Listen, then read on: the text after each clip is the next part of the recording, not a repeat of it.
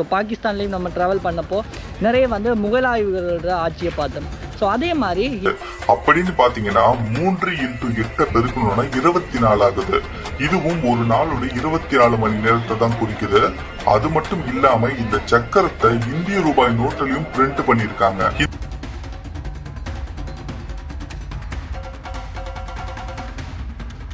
மாதிரிலாம் கொடுத்துருப்பாங்க. வந்துட்டு நம்மகிட்ட கை தட்டி அந்த மாதிரி காசு கேட்பாங்க.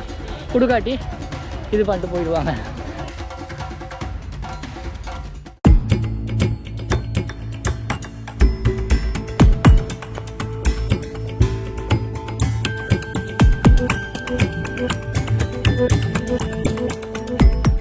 கைஸ் வணக்கம், நான் உங்கள் ஷரோஸ். இன்றைக்கி வந்து நம்ம ஒடிஷா மாநிலத்தில் இருக்கக்கூடிய கோனார்க் டெம்பிளில் தான் நம்ம இன்றைக்கி இருக்கோம்.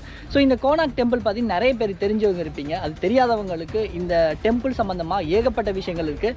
ஸோ எல்லாத்தையுமே நம்ம ஹிஸ்டாரிக் ரிலேட்டடாக நம்ம எல்லா விஷயங்களுமே போயிட்டு எக்ஸ்ப்ளோர் பண்ண போகிறோம். ஸோ ஹோப்ஃபுல்லி இந்த வீடியோவில் என்னால் கெதர் பண்ண ஏகப்பட்ட நியூஸஸ் இருக்குது. ஸோ எல்லாமே ஷேர் பண்ணிட்டு அதை வந்து நீங்கள் லைவில் பார்க்கலாம். ஸோ நான் இப்போ இருக்கிறது வந்து இந்த கோனார்க்கில் தான். ஸோ நான் எப்படி வந்தேன்னு சொல்கிற விஷயத்தை வந்து நான் போடுறேன். அதை பார்த்துட்டு அப்படியே வந்து வீடியோக்கு போகலாம். ஸோ நம்ம சேனலுக்கு தான் புதுசாக வரீங்க, நம்ம லைக் கமெண்ட் பண்ணி சப்ஸ்கிரைப் பண்ணுங்கள். என்னோட சேனலில் வந்து ட்ராவல் ரிலேட்டடான வீடியோஸ், அதே மாதிரி இந்த மாதிரி ஹிஸ்டாரிக் ரிலேட்டடான ஏகப்பட்ட பிளேஸஸ்க்கு வந்து நம்ம போயிருக்கிறோம். ஸோ நம்ம சேனலை வந்து இன்றைக்கி தான் பார்க்குறீங்கன்னா கைஸ் எல்லாமே போயிட்டு பாருங்கள். ஏகப்பட்ட விஷயங்கள் நான் போட்டிருக்கேன். என்னால் ஏழுமான மேக்ஸிமம் விஷயத்தை நான் என்னோட சேனலில் கெதர் பண்ணி என்னால் முடியுமான நியூஸை வந்து கெதர் பண்ணி போட்டிருக்கேன். ஸோ அதில் ஏதாச்சும் பிள்ளை இருந்தால் கண்டிப்பாக தெரியப்படுத்துங்க. நம்ம சேனலுக்கு இப்போ தான் புதுசாக வரீங்க, நம்ம லைக் கமெண்ட் பண்ணி சப்ஸ்கிரைப் பண்ணுங்கள். வாங்க வீடியோவில் போகலாம்.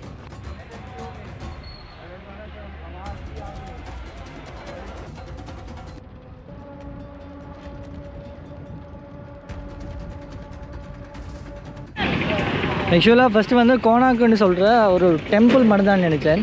பட் கோனாக்குன்னு சொல்கிறது வந்து ஒரு ஏரியா. அப்படியே வந்து இங்கே முன்னுக்கு வந்து திருப்பதின்னு சொல்லி ஒரு ஹோட்டல் ஒன்று இருக்குது தானே, இங்கே போயிட்டு சாப்பிட்டுட்டு அப்படியே டெம்பிளுக்கு போக முடியும் யோசிக்கிறேன். மசால் தோசைன்னு சொல்லி க்ரௌடுன்னா செம்ம க்ரௌடாக இருக்கா. போகிற வழி ரெண்டுமே பாருங்கள், ஏகப்பட்ட கடைகள்.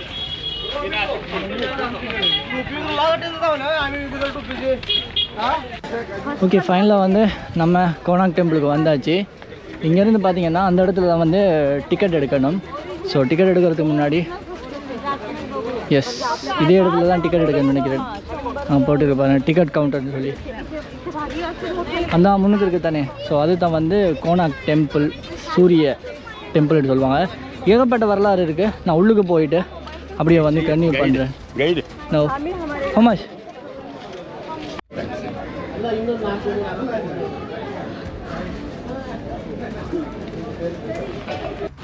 ஒரு மாதிரியாக வந்து டிக்கெட் எடுத்துட்டேன்.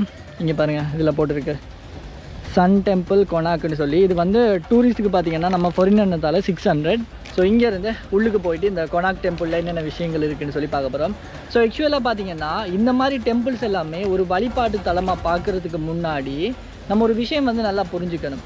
ஸோ இந்த டெம்பிளில் வந்து ஏகப்பட்ட ஆர்கிடெக்சரல் லெவல் வந்து யூஸ் பண்ணியிருக்காங்க. அது இல்லாமல் எத்தனையோ சயின்டிஃபிக் ரிலேட்டடான நிறைய விஷயங்கள் வந்து இந்த டெம்பிளில் வந்து உள்ளடங்கியிருக்கு. ஸோ அப்படின்னு பார்க்கும்போது நம்ம முன்னோர்கள், அதாவது முற்காலத்தில் வந்து நம்ம ஏகப்பட்ட விஷயங்கள் நம்ம படிச்சிருப்போம். ஸோ சோழ சேர பாண்டிய மன்னர்கள், அதே மாதிரி போர்த்துகீயர்கள், அதே மாதிரி பிரிட்டிஷ், இந்த மாதிரி ஏகப்பட்டவங்க வந்து இந்த இந்தியா மட்டும் கிடையாது, இந்தியா, ஸ்ரீலங்கா, இந்த மாதிரி ஏஷியா கண்டத்தில் இருக்கக்கூடிய ஏகப்பட்ட நாடுகள் வந்து ஆட்சி செஞ்சுருக்காங்க. ஸோ பாகிஸ்தான்லேயும் நம்ம ட்ராவல் பண்ணப்போ நிறைய வந்து முகலாயர்களோட ஆட்சியை பார்த்தோம். ஸோ அதே மாதிரி இங்கே வந்து ஆண்ட மன்னர்களுடைய முற்காலத்தில் கட்டப்பட்ட ஒரு கோயிலுடைய சிறப்பு அம்சம். ஸோ அதில் வந்து ஏகப்பட்ட ஜியோகிராஃபிக்கல் ரிலேட்டடான விஷயம் இருக்குது. ஸோ அதை தான் நம்ம இன்றைக்கி உள்ளுக்கு போயிட்டு பார்க்க போகிறோம். ஸோ வாங்க சேர்ந்து உள்ளுக்கு போயிட்டு என்னென்ன விஷயங்கள் இருக்குன்னு மேக்ஸிமம் என்னால் இயல்பான விஷயத்தை வந்து நான் காமிக்கிறேன் உங்களுக்கு. ஸோ சில இடங்களில் வந்து நான் இன்றைக்கி தான் இந்த ஹிஸ்ட்ரி படித்ததுனால கொஞ்சம் பிழை விட சான்சஸ் இருக்குது. ஸோ அதை வந்து கண்டிப்பாக நீங்கள் மன்னிச்சிக்கோங்க, தெரியப்படுத்துங்க. யாராச்சும் தெரிஞ்சவங்க இருந்தீங்கன்னா வீடியோ பார்க்குற அடுத்தவங்களுக்கு ரொம்ப யூஸ்ஃபுல்லாக இருக்கும். Come let's go inside. So ஆக்சுவலாக வந்து நம்ம நடந்து போகும்போது ஏகப்பட்டவங்க நிற்பாங்க இந்த ரோட்டில். இந்த ரோடுன்னு சொன்னால் நம்ம அதால் தான் ஸ்டார்டிங் வந்தோம். அந்த இடத்துல டிக்கெட் எடுத்துகிட்டு இதால் வந்து அப்படியே உள்ளுக்கு போனோம்னா அந்த இடத்துல பாருங்கள், அங்கே தான் கோயில் இருக்குது. ஸோ இதில் வந்து நிறைய வந்து இந்த ஃபோட்டோகிராஃபர்ஸ் இருப்பாங்க. அவங்களுக்கு கேஷ் கொடுத்தீங்கன்னா ஃபோட்டோ எடுத்து கொடுப்பாங்க. அதே மாதிரி கைடு இருப்பாங்க. ஸோ இந்த மாதிரி தேவைண்டா எடுத்துக்கலாம். இங்கிலீஷ் பேசக்கூடிய கைடு இருந்தால் கண்டிப்பாக நான் எடுக்கிறேன். அப்படி இல்லாட்டி நம்ம தனியாக போயிட்டு ஏழுமான விஷயங்களை வந்து எக்ஸ்ப்ளோர் பண்ணுவோம். இங்கே பாருங்கள், இவங்க எல்லாமே ஃபுல்லாக ஃபோட்டோகிராஃபர்ஸ், கைட்ஸ் அந்த மாதிரி ஏகப்பட்டவங்க இருப்பாங்க. நம்ம உள்ளுக்கு போவோம். உள்ளுக்கு போயிட்டு அடுத்தடுத்த விஷயங்களை பார்ப்போம். இங்கே பாருங்க எப்படி இருக்குன்னு, வேற மாதிரி இருக்கா. இங்கே வந்து இந்த என்ட்ரி பாயிண்ட் இருக்குது தானே, இதில் வந்து டிக்கெட்டை கொடுத்து நம்ம பதிஞ்சிட்டு போகணும். ஸோ கேமரா இப்போவே காணணுன்னா வைக்க சொல்லிடுவாங்க போல். நான் அப்படி கேமரா முள்ள ஒழிச்சு வச்சுட்டு உள்ளுக்கு போயிட்டு அப்படியே கன்டினியூ பண்ணுறேன். ஸ்டார்டிங்கில் வந்ததோடைய இந்த மாதிரி 2 சிங்கத்தோடைய கல்வெட்டு வச்சுருக்காங்க. அதோடைய இங்கே பாருங்கள், த வேர்ல்டு ஹெரிட்டேஜ் மொனுமெண்ட் சொல்லி இந்த இடத்துல வந்து குத்தி வச்சுருக்காங்க. Sun temple Konark. Sun Temple Konark has been inscribed upon the World Heritage List of the Convention concerning the protection. Okay, இதை பற்றின நிறைய ஹிஸ்ட்ரிகள் இருக்குது. நான் உள்ளுக்கு போயிட்டு ஒவ்வொன்றா காமிக்கும் போது சொல்கிறேன். இதுலேயுமே நீங்கள் போட்டிருக்கு, நீங்கள் தெரியாதவங்க இதில் கூட ரீட் பண்ணி நீங்கள் பார்த்துக்கலாம். த சன் டெம்பிள் கொனாக்குன்னு சொல்லி இது வந்து ஒரு சூரிய அஸ்தமனத்துக்காக கட்டப்பட்ட ஒரு டெம்பிள்னு சொல்கிறாங்க. ஏகப்பட்ட உள்ளுக்கு வந்து ஜியோகிராஃபிக்கல் ரிலேட்டடான டைம், அந்த என்ன சொல்கிறது, உள்ளுக்கு வந்து சக்கரம் மாதிரி இருக்கும். அந்த சக்கரத்தில் வந்து ஸ்டில் வந்து அந்த டைம் எல்லாமே அப்படியே ரிஃப்ளெக்ட் ஆகிட்டு இருக்கிற மாதிரி ஏகப்பட்ட விஷயங்கள் சொல்கிறாங்க. ஓகே, நம்ம உள்ளுக்கு போயிட்டு பார்ப்போம். இதில் பாருங்கள், தி சன் டெம்பிள் கொனாக் கைனப்பூர் of the precious 1st century AD is an important port of the Odishan coast. The most notable marvel of Odisha art is the strategic sun temple built in கிறிஸ்துவுக்கு முன் பார்த்தீங்களா, கிறிஸ்துக்கு முன் 1250 during the reign of the Eastern Ganga king Narasimha Deva. Okay, imagine of sun Arka the patron deity of the palace அப்படின்னு சொல்லி இதில் ஏகப்பட்ட விஷயங்கள் போட்டிருக்கு. எல்லா லாங்குவேஜ்லேயும் போட்டிருக்கு. நம்ம தமிழில் மட்டுமே காணல பார்த்தீங்களா, எல்லா லாங்குவேஜ்லேயுமே போட்டிருக்கு, தமிழ் மட்டும் இல்லை. ஓகே, உள்ளுக்கு போயிட்டு அடுத்தடுத்த விஷயங்கள் பார்ப்போம். எதால என்ட்ரி, அதால தான். கடவுள் என்ற விஷயம் எப்ப தோன்றுச்சு என்பது யாருக்குமே தெரியாது. ஆனா கோவில் என்ற விஷயம் எதற்காக கட்டப்படுதுன்னா, ஆன்மீகத்தையும் அறிவியலும் ஒன்றுபடுத்தி உடலுக்கு ஆரோக்கியத்தையும் மனதுக்கு தெளிவையும் தருவதற்காகத்தான். இன்றளவிலும் கோவில்கள்ல புதைந்திருக்கக்கூடிய அறிவியல் நமக்கு ஒரு புரியாத புதிராவே தான் இருக்கு. பொதுவா இது போன்ற கோவில்கள்ல நம்ம வெறும் மத அடிப்படையில மட்டுமே பார்க்க கூடாது. உலகம் முழுக்க நம்ம முன்னோர்கள் ராஜாக்கள் நிறைய கோவில்கள் கட்டியிருக்காங்க. அப்படியாப்பட்ட கோவில்கள்ல ஒண்ணுதான் கோனார்க் சூரியன் கோவில். இந்த கோவில் முழுக்க முழுக்க சூரியனுக்காக மட்டுமே கட்டப்பட்டுச்சு. இந்த கோவிலோட அதிசயத்தையும் கட்டிடக்கலையின் சிறப்பை பத்தி தான் இந்த பதிவுல பார்க்க போறோம். இந்த கோவில் இந்தியாவின் ஒடிசா மாநிலத்துல கோனார்க் என்ற ஊர்ல அமைந்திருக்கு. இந்த கோனார்க் சூரிய கோவிலுக்கு போர்த்துகீசியன் கடற்படை பிளாக் பகோடான பேர் வச்சாங்க. இதுக்கான அர்த்தம் என்னன்னா, பிரம்மாண்டமான கருப்பு கோவில் என்ற அர்த்தம். இக்கோயில் 13ஆம் நூற்றாண்டுல கட்டப்பட்டது. 1250ஆம் ஆண்டு கிழக்கு கங்கை வம்சத்தை சேர்ந்த முதலாம் நரசிம்ம தேவனால இந்த கோவில் கட்டப்பட்டது. இன்றைக்கும் இந்த கோவில் ஒரு அறிவியல் பொக்கிஷமாக பார்க்கப்படுது. சூரிய பகவானை மூலவராக கொண்டிருக்கும் இந்த கோவில் ஒரு கால இடிகாரம் போல உருவாக்கப்பட்டிருக்கு. இந்தியாவில் சூரியனுக்காக அமைக்கப்பட்டிருக்கக்கூடிய எஞ்சிருக்கும் கோவில் இந்த கோனார்க் சூரியன் கோவில் மட்டும்தான். இந்த கோவில் சிவப்பு மணல் பாறை மற்றும் கருப்பு கிரானைட் கற்களால கட்டப்பட்டுச்சு. இந்த கோவில் கட்டுவதற்கு நரசிம்ம தேவன் அரசோட 12 ஆண்டு வருமானத்தை முதலீடா போட்டு இந்த கோவிலை கட்டியிருக்காரு. சூரியனின் ஒளி அமைப்பு உதயம், நண்பகல், மாலை என்று 3 விதம் உண்டு. இந்த 3க்கும் 3 இடங்கள்ல சூரிய கோவில் அமைக்கப்பட்டதாக வரலாற்று சொல்லப்படுது. அந்த வரிசையில உதய கால சூரியனுக்கான கோவில் தான் இந்த கோனார்க் சூரிய கோவில் என்று கருதப்படுது. இந்த கோவிலோட உட்பகுதியை பார்த்தாலே அந்த காலத்திலே இப்படி ஒரு கட்டமைப்பா என்று நம்ம வியந்து போற அளவுக்கு இந்த கோவிலை கட்டியிருப்பாங்க. 2 சிங்க சிலைகள் வந்து கோவிலை பாதுகாப்பது போன்று நுழைவாயிலே இருக்கும். இந்த கோவிலுக்குள்ள தூண்களே கிடையாது. ஒவ்வொரு கற்களுக்கும் நடுவில் இரும்புகளை இணைத்து இந்த கோவிலை கட்டியிருக்காங்க. 17ஆம் நூற்றாண்டுல கோவிலின் ஒரு பகுதி இடிந்து விழுந்து விட்டது. அப்பொழுது சரித்த பகுதியின் மேல 52 டன் காந்தம் இருந்ததாக சொல்லப்படுது.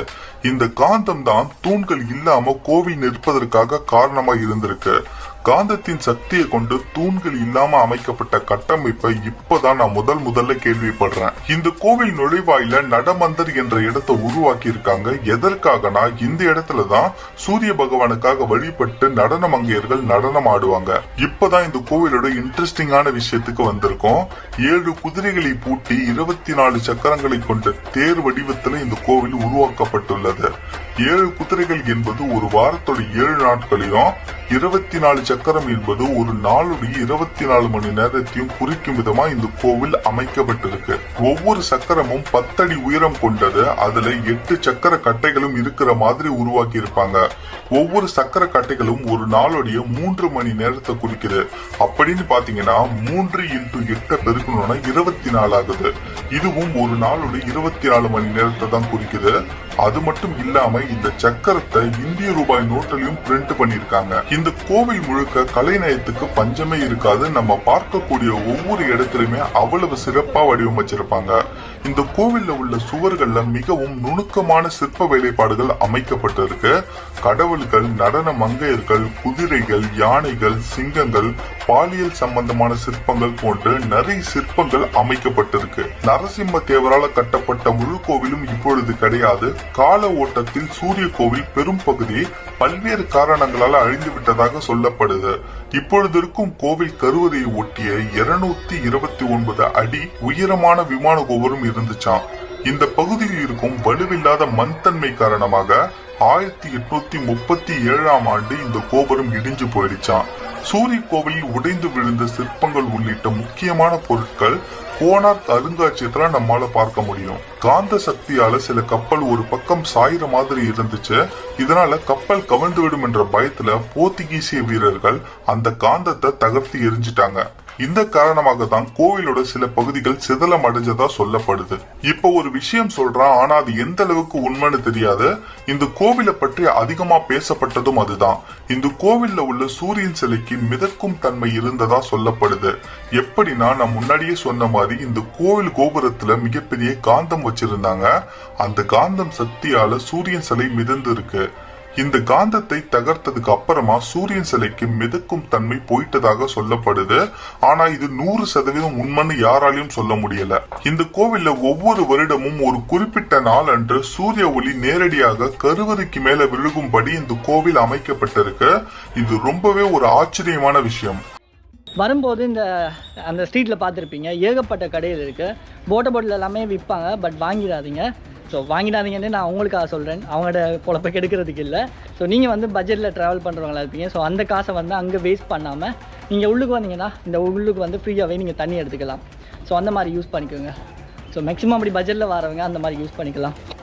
இங்கே பாருங்கள், இந்த சைடில் ஏகப்பட்ட விஷயங்கள் ஸ்டில் வந்து இதை அப்கிரேட் பண்ணிக்கிட்டே இருக்காங்க கைஸ்.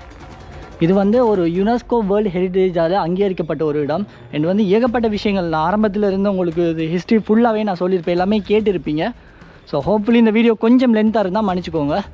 ஸோ எல்லாமே காட்டுன்ற ஒரு நோக்கத்துக்காகத்தான் இந்த வீடியோ கொஞ்சம் லென்த்தாக போயிட்டு.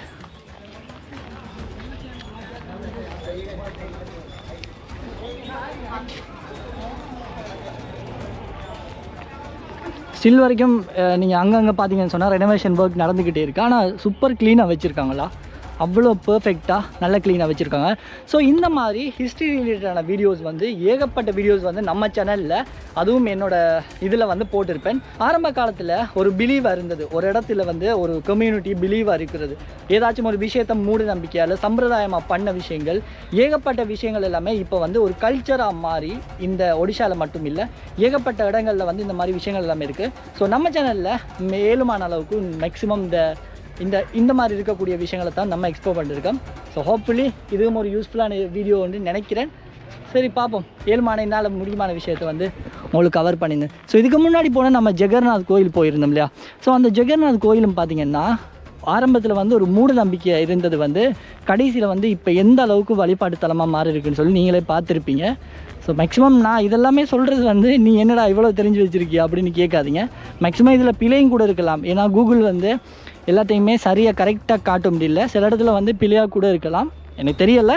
அந்த கூகுளில் கெதர் பண்ணி நான் வந்து எடுத்த யூஸ்ஃபுல்லான இன்ஃபர்மேஷனை தான் உங்களுக்கு பகிர்ந்துட்டு இருக்கேன். அதனால தான் நான் சொல்லுவேன், இந்த விஷயங்கள் எல்லாமே எனக்கு 100% கரெக்டானு சொல்லி இல்லாது. ஆனால் கூகுளில் இருக்கிற விஷயத்தை தான் நான் சொல்கிறேன். இருந்தும் சில பேர் வந்து தெரிஞ்சவங்க இருப்பீங்க. அப்படி தெரிஞ்சவங்க இருந்தால் கீழே வந்து தம்பி இப்படி இல்லை, இந்த மாதிரி விஷயம் தான் கீழே தெரியப்படுத்துங்க. வீடியோ பார்க்கக்கூடிய அடுத்தவங்களுக்கு ரொம்ப யூஸ்ஃபுல்லாக இருக்கும்.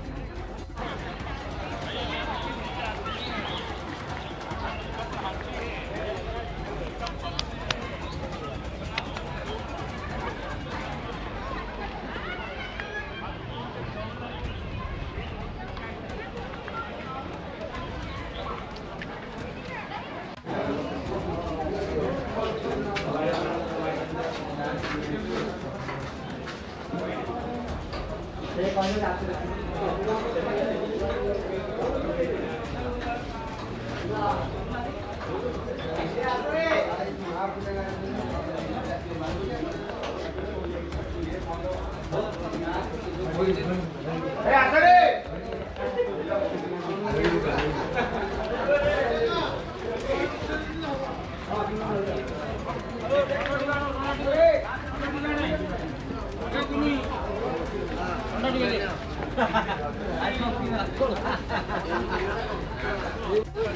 வாரவாளி வித்தியாசமான வழி என்ட்ரி பாயிண்ட். அதே மாதிரி எக்ஸிட் வந்து இங்கே எல்லாமே பார்த்து முடிச்ச பிறகு கடைசி வந்து எக்ஸிட் பாயிண்ட் ஒன்று இருக்கும். ஸோ இங்கே பாருங்கள், 2 சைட்லேயுமே அப்படியே காடு மாதிரி சென்டரில் ரோடு போட்டு வச்சுருக்காங்க. ஓகே, அந்த தொங்கலில் பாருங்கள் எக்ஸிட் பாயிண்ட் விளங்குது. ஸோ இதால் அப்படியே நடந்து போயிடுவோம். ஸோ ஹோப்ஃபுல்லி இந்த வீடியோவில் மேக்ஸிமம் இன்ஃபர்மேட்டிவான நிறைய விஷயங்கள் காட்டியிருப்பேன். ஸோ நீங்கள் இந்த இடத்துக்கு வராமலே இந்த இடத்துல இருக்கக்கூடிய நிறைய விஷயங்கள் தெரிஞ்சிருப்பீங்க. ஸோ நான் பார்த்ததை அப்படியே வந்து உங்களுக்கு காட்டிட்டேன், அவ்வளோதான். ஸோ வீடியோ பிடிச்சிருந்தால் லைக் பண்ணுங்கள், சப்ஸ்கிரைப் பண்ணுங்கள், பக்கத்தில் பெல் ஐக்கான் டச் பண்ணுங்கள். ஸோ இந்த மாதிரி யூஸ்ஃபுல்லான வீடியோஸ் வந்து நோட்டிஃபிகேஷன் அடிப்படையில் ஈஸியாக வந்து நீங்கள் பார்த்துக்கலாம். இந்த மாதிரி அந்த லேடி பாய்னு சொல்லுவாங்க தானே, ஸோ இங்கே வந்து என்ன சொல்கிறாங்கன்னு தெரியல, அந்த டிரான்ஸ்ஜெண்டர்ஸ் அவங்க வந்து அதிகமாக நின்றுட்டு நம்மகிட்ட என்ன பண்ணுவாங்கன்னு சொன்னால், இங்கே பஸ்லேயுமே இது பஸ்லேயுமே இங்கே நடக்கக்கூடிய விஷயம் வந்துட்டு இப்படி கை அடிப்பாங்க, கை அடிச்சுட்டு காசு கேட்பாங்க, காசு கேட்காட்டி ஏதோ எசிட்டு அந்த மாதிரி போவாங்க. ஏன்னு தெரியல. இது பொதுவாக இந்தியாவில் நான் நிறைய வீடியோஸில் எல்லாமே பார்த்துருக்கேன். அவங்க வந்து கேர்ள் கிடையாது, லேடி பாய்னு சொல்லுவாங்க, அந்த மாதிரி இருப்பாங்க. சாரி தான் கொடுத்துருப்பாங்க, வந்துட்டு நம்மகிட்ட கை தட்டி அந்த மாதிரி காசு கேட்பாங்க, கொடுக்காட்டி இது பண்ணிட்டு போயிடுவாங்க, அவ்வளோதான். நான் 2-3 பேர் பார்த்தேன். ட்ரெயின்லேயுமே அதிகமான பேர் வந்து அந்த மாதிரி வருவாங்க. ஸோ எல்லாமே ஒரு புது அனுபவம் தான். ஓகே, போவோம். காய்ஸ், இந்த ஒரே ஒரு விஷயம் கேட்டுக்கணும். என்னை பார்த்தா வந்து உங்களுக்கு காஷ்மீர் மாதிரியா இருக்குது. ஆக்சுவலாக இங்கே பார்த்தீங்கன்னா ஒரு 1-2 இல்லை, ஏகப்பட்ட பேர். இது வரைக்குமே ஒரு 15 பேருக்கு மேலே கேட்டாங்க, காஷ்மீரிண்டு. அடே, இதை பார்த்தா காஷ்மீர் மாதிரியா இருக்குது. நான் ஸ்ரீலங்கான்னு சொன்னால் யாருமே நம்புகிறாங்கல்ல. சரியா, நீங்கள் எப்படி இருக்கீங்கன்னு, நான் எப்படி இருக்கேன்னு சொல்லி கீழே வந்து கமெண்ட் பண்ணுங்கள். நீங்கள் ஏதோ ஹிந்தி தெரியும்னால மேனேஜ் பண்ணி உருட்டி கேளும்னால ஒரு மாதிரியாக வந்துட்டேன் பாருங்கள். இங்கேருந்து நம்ம புவனேஸ்வர் போக வேண்டியதான். இந்த பஸ்ஸில் ஏதாச்சும் ஒன்று கேட்டுட்டு ஏறி உட்காந்தோம்னா இங்கேருந்து ஒரு 70 கிலோமீட்டர் வருது. பாப்போம் போயிட்டு.